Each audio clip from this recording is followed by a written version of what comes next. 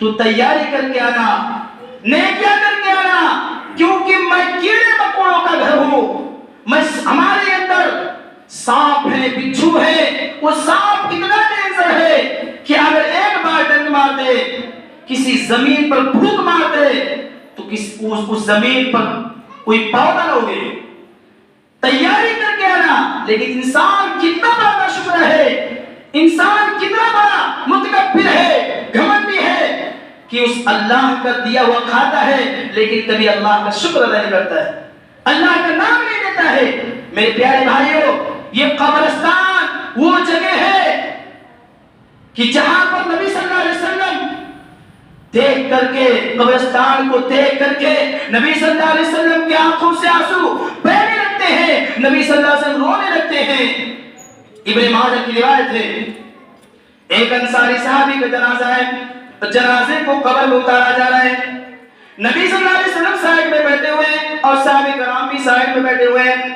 اللہ کے نبی صلی اللہ علیہ وسلم کی آنکھوں سے آنسو بہنے لگتے ہیں، نبی صلی اللہ علیہ وسلم سوچ کر کے رونے لگتے ہیں کہ قبر کے اندر اتنا بھیانک منظر ہے، اتنا ڈینجر عذاب دیا جاتا ہے۔ یہی سوچ کر کے اللہ کے نبی صلی اللہ علیہ وسلم کی آنکھوں سے آنسو بہنے لگتے ہیں، اللہ کے نبی صلی اللہ علیہ وسلم رونے لگتے ہیں، اتنا روتے ہیں حتی بلت ثنا، یہاں تک کہ ان کے آنسو سے وہاں کی زمین بھیگ جاتی ہے۔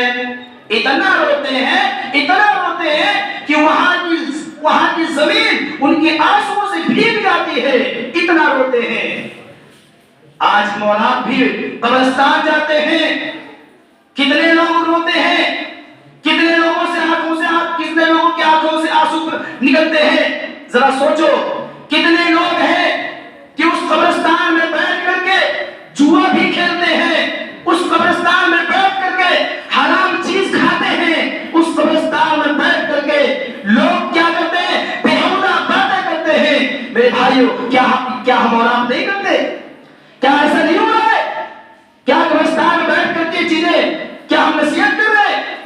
کیا لوگوں کو بتا رہے ہیں کہ قبر کا بھیانک، قبر میں یہ عذاب دیا جاتا ہے، قبر کا جو ہے بہت بھیانک منظر ہے، قبر کی جو تکلیف ہے، قبر میں جو عذاب دیا جاتا ہے بندوں کو، انسانوں کو، بہت ہی خطرناک ہے؟ کیا ہم نصیحت کرتے؟ بالکل نہیں، نصیحت نہیں کرتے ہیں۔ میرے پیارے بھائیوں، روتے اتنا روتے ہیں، یہ نبی صلی اللہ علیہ وسلم کا حال ہے، اتنا روتے کہ ان کی آنکھوں سے آنسو سے وہاں کی زمین بھیگ جاتی ہے اور کہتے ہیں لِمِثْلِ هَذَا فَعِدْتُ يَا إِخْوَانِي، اے میرے صحابہ، اس قبر کی تم تیاری کرو، اس قبر میں تم سب کو آنا ہے، اس قبر کے تم سب کو آنا ہے، اس لیے تم قبر کی تیاری کرو۔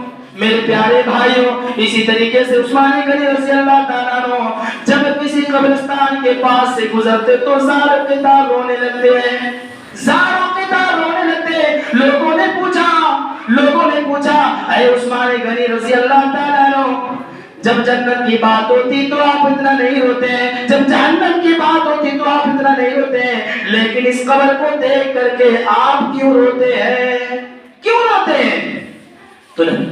تو عثمان غنی رضی اللہ تعالیٰ عنہ کہتے ہیں ان القبر اول من منازل الاخرہ، اے لوگوں، یہ قبر آخرت کی پہلی منزل ہے، جس نے یہ پار کر گیا، جس نے اس منزل کو پار کر لیا وہ بعد والی منزل کو بھی پار کر لے گا، اور جس نے اس میں پھنس گیا، اس منزل میں پھنس گیا، وہ بعد والی منزل میں بھی پھنس جائے گا۔ آج میرے پیارے بھائیوں، ضرورت اس بات کی ہے کہ آج ہمیں موت نہیں یاد آتی۔ آج کتنے لوگ ہیں موت کو یاد کرتے ہیں، کتنے لوگ ہیں تیاری کرتے ہیں، کتنے لوگ ہیں جو اللہ رب العالمین کی عبادت کرتے ہیں۔ میرے بھائیوں، کام